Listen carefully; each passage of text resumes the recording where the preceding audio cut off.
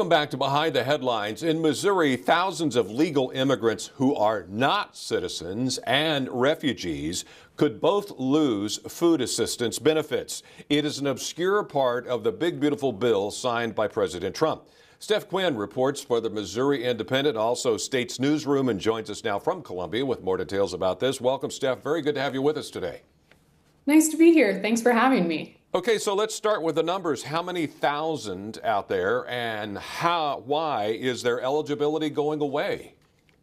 So the Department of Social Services in Missouri has estimated that 3,651 people will become ineligible for SNAP as a result of this particular part of HR 1 being implemented this month. And they say that another 6,000 could potentially lose benefits once the department takes a closer look at their cases.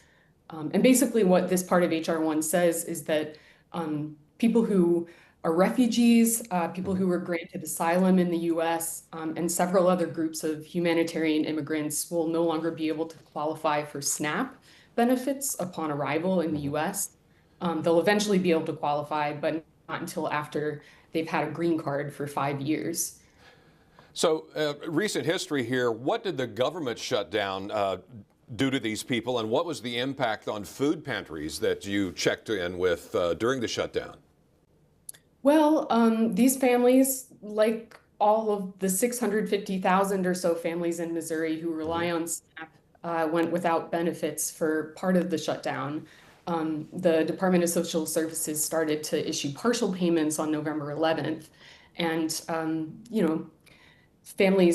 people in these groups, like other SNAP users, had to rely on sources of support in their communities, including food pantries. The food pantries, the people that I've talked to have been extremely committed to helping everyone that they can who's in need, but they've also been really clear to say that they can't replace the federal government. I think the shutdown really kind of underlined that in a way that we haven't seen before. The other part of the picture here, I'm guessing this also includes children and students. Yes. So the 3,000 number includes individual SNAP cases in DSS systems. Each number within that, that could be a dad with a spouse and a couple of kids. It could be a single mom and her teenage son. But one important thing to remember is that even if one family member loses eligibility as a result of being part of one of these groups, if they have family members who still qualify, for instance, if they have a child who's a US citizen, they can still get benefits for those members of their family. So is it getting harder for them to get a green card, or is just the timeline for that the big factor here now? Well, the timeline is definitely a factor. Even before all this happened, there was a 1-year waiting period for refugees, people who've been granted asylum before they were able to even apply for a green card.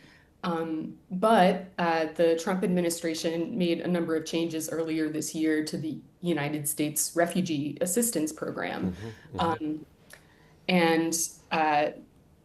Basically, what that said was that, for one thing, only 7,500 refugees will be allowed into the country in the coming year.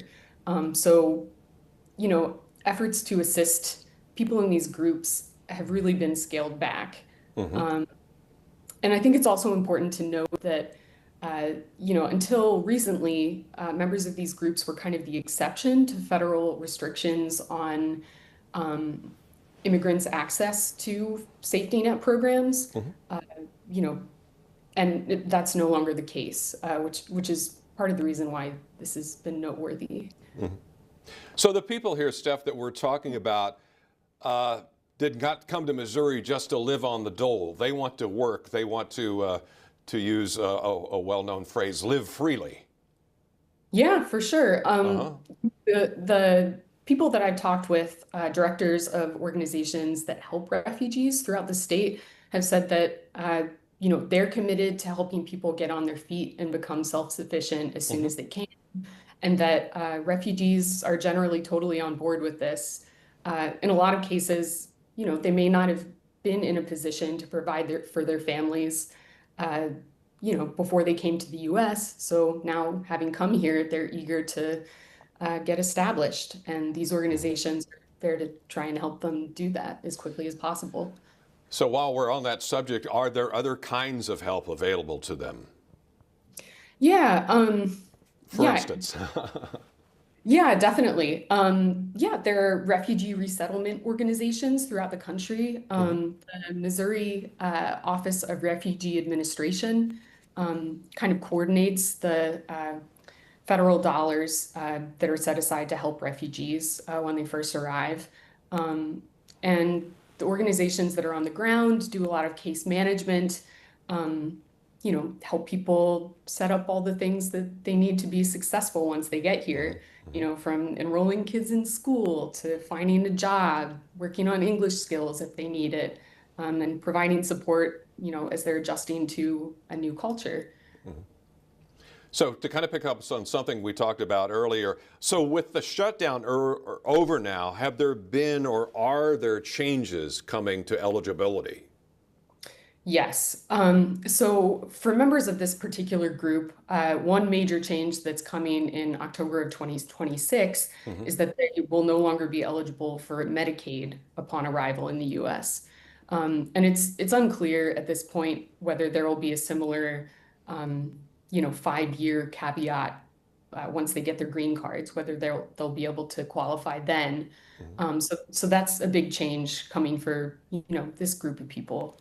And of course, there are the Medicaid work requirements, which will be new and will affect a lot of people.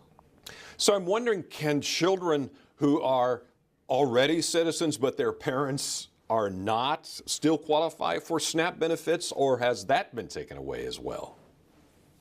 Yes, children who are citizens and who live in a household that meets the income requirements can still receive benefits. And those parents, regardless of their legal status, can apply and receive benefits for the members of their household who do qualify.